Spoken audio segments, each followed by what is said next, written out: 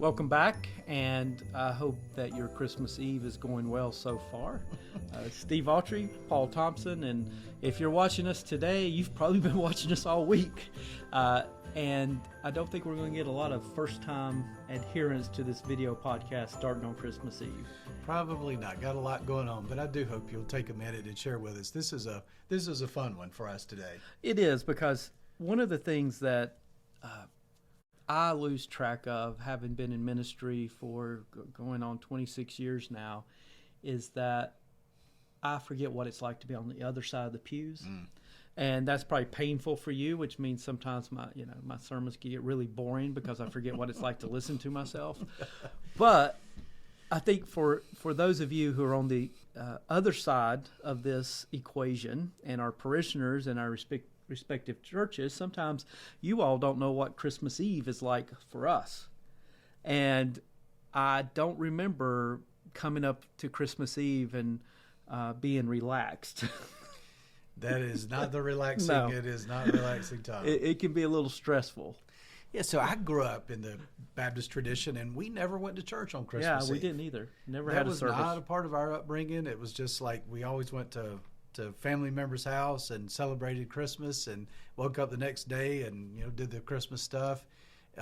Church was not a part. And then I married someone who was United Methodist, and it was like absolute expectation. So it's her fault. If you didn't go to church It's any other her time, fault, it was all then her you're- yeah, fault. You good. should blame her. Yeah. If you didn't go to church any other time of the year, you went on Christmas Eve. Yeah, if you're a one-hit wonder, Christmas Eve's your thing. Yeah. Or everybody maybe a else two-hit wonder and you show up on Easter. Yeah. Easter, Christmas, and Easter. So what we thought we would do today is just take a few minutes and tell you all about some of our Christmas Eve experiences of what it's like to be a pastor, and and I've asked Paul to share with us one of his memories of Christmas Eve of what it's like to be a pastor during this time of year. Yeah, they all seem to run together after a while, but I can remember at a church I served, this is kind of sad but true.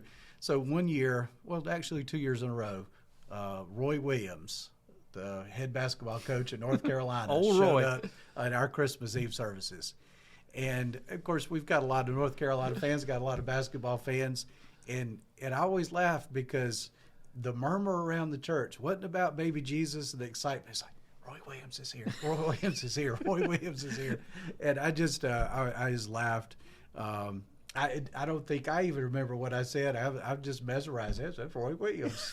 He's right there. And he's a super nice guy. And but a couple of years, it really didn't matter if Jesus showed up or not. Roy Williams showed up. Hey, Roy Williams was there. Yeah, that probably threw everything off a little bit. And I'm sure that Coach Williams did not intend to disrupt your Christmas Eve service, but Yeah, his in-laws lived between my house and the church, and they were wonderful people, and I have great memories of his whole family there in Mills River community. well, that's and again, that's an interesting Christmas Eve memory, right? Yeah. That it's not that one of mine happened in Kannapolis. I was serving there. I was the only pastoral staff. Certainly, I don't even know. I was the only full-time person on staff, and part of the way things worked there was that we did have a custodian who came in once a week and cleaned the church. And if you wanted something thrown away, well, you just put it out in the hallway, and he would take care of it. And so that's just important information to know, because There's a story here. It was the first year I had met Marcy in May of that year, so this would have been met her in May of 1998, and I was planning to spend most of Christmas Eve with her and her family. We only had one service at this church, so I thought I need to go get all my stuff together because I don't want to have anything to do last minute. And as you know, when you're the pastor of a smaller church, you do pretty much everything. And I got the old candles out, and they were on their last leg. And maybe you guys know what I'm talking about. You can show up, and those candles are down to a nub. This was the last year we were going to get out of those candles. And so I put them all together. Had everything ready, had the bulletins ready to go, everything, and then just kind of didn't even think about it. I set that box outside my office. not knowing that the custodian was going to come by for one last check of things on Christmas Eve, which meant he took the box of candles and threw them in the dumpster. Oh, my. Right out behind the church. And not only did he throw them in the dumpster, but earlier that week, while our preschool was on Christmas break, some of their staff took the opportunity to clean out the kitchen, which meant all those decaying and rotting things that had been stuck back in the refrigerator for 3 or 4 months were also thrown into the dumpster prior to the candles being thrown into the dumpster. So I come in, you know, I've been with my new girlfriend and just, I don't know, just living a good life, right? I think the service was Eve. Yeah, it's Christmas Eve. The service was at 7. I got to the church, I think, about 6:30. Unlock the doors, cut on the lights, go to pick up the candles and put them out in the narthex, and they're not there. And then light goes off. I'm like, oh no. You got to go do some dumpster diving. So I'm out climbing through the dumpster right before service, trying to find these candles, which, by the way, when he threw them in there, they did dump over and they go into all the mess from the preschool. Yeah, that was a great Christmas Eve. We could keep going and tell lots of stories that just make you sad and make us depressed. But it's so fascinating. That so you never know what's going on in your pastor's mind on Christmas Eve. The worst stuff happens. The custodian that I remember didn't show up on Christmas Eve. And so we're absolutely over there doing everything, including sweeping and putting up and setting up chairs. Well, the funny thing about that, you know, not only that, but I did have I had gone on a trip with one of our adult ministries, and they'd gone to all places in the world, a candle factory, just a few weeks prior. And I had, for some crazy reason, bought a couple of boxes of candles, and they were table candles, the kind you put on your dining room table. And I don't know why. I just thought, you know, they're only like $2 a box, and I thought, well, I was doing a lot of hiking and camping. I just bought them.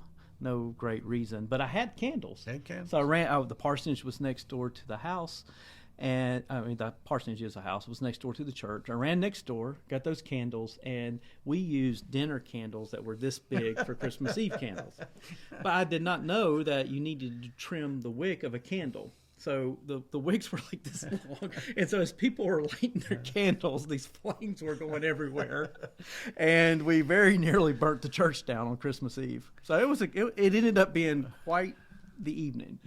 So Bob Roach, some of you may know Bob Roach. He was a mentor, one of my dearest friends in the world, and a lot of what I did in ministry I modeled after Bob Roach. And Bob always did an 11 p.m. communion service on Christmas Eve. So when I got into my own church, I did what Bob did. I had an 11 p.m. Christmas Eve service, and I guess I've done that now for 27, 28 years. And when you leave the church, you're there at 11, you're finishing up about 11:45, 12 o'clock. And when I get home, every year, it's the Mass, the Christmas Mass from the Vatican. The Pope is leading. So I don't know how many years in a row now I've watched that Christmas Mass, and it's like a tradition in my family now. They know I'm going to be watching it. Well, what's a tradition in my family, at least used to be when my daughters were younger, and they had toys put together, is that they would have toys that were very badly put together on Christmas morning, because I would come in 12:30, 1 o'clock in the morning, and then there are these toys to put together, and I can't say I did it very well. And I'm just hoping I can get done before the sun comes up, because, you know, Christmas Eve, kids are up like crack of dawn.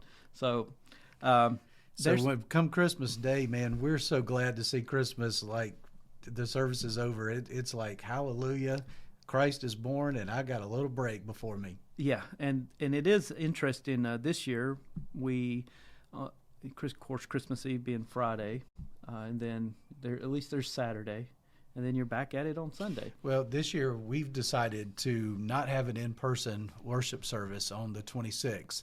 We've pre-recorded everything, and then we'll have our Bishop Ken Carter. He's going to be releasing a sermon, so we're going to show that. So we won't actually be in person on the 26th at Huntersville. I can't believe you. I know. Well, we're a bunch of heathens. You are.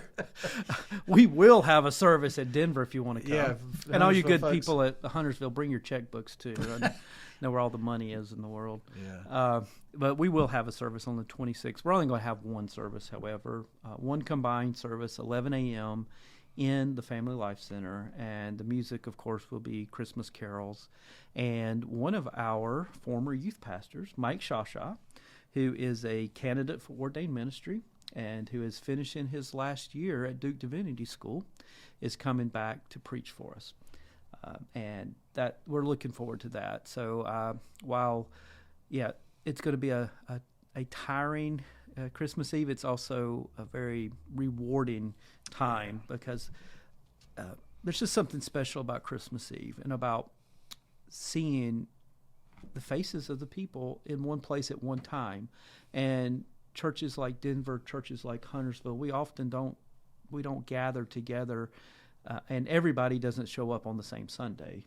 It's just part of how life works these days. But on Christmas Eve, it is nice that it is still different. And when we can take a step back from all of the pomp and circumstance and the presents and the food and think about what has happened, we're proclaiming that God It's coming decided to the world. come and take on human flesh and become one of us and do something for us that I don't think nobody could imagine that that's what happened, but that's the beauty of Christmas. So if you show up on Christmas Eve and I look like I've been crawling through the dumpster, it's because I probably have. Well, I know I say on behalf of the folks of Huntersville and Denver, Merry Christmas, and buddy, love you, and I really appreciate you. Hope you have a wonderful Christmas. Enjoy our time together. Love you too. That's as sappy, as sentimental as I'm going to get with you. But It's all good, man. God bless you all, and thank you. Christmas. Have a great Christmas.